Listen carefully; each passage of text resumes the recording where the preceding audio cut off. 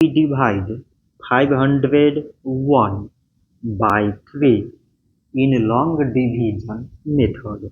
3 times 1 is 3. On subtracting we get 2. So now we put down this 0 and it is 20.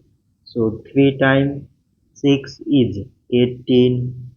On subtracting we get 2.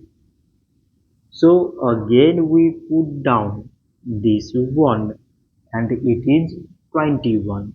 So 3 times 7 is 21. On subtracting we get 0.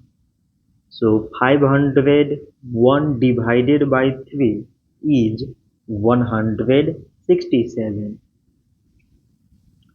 So this much for today and thanks for watching.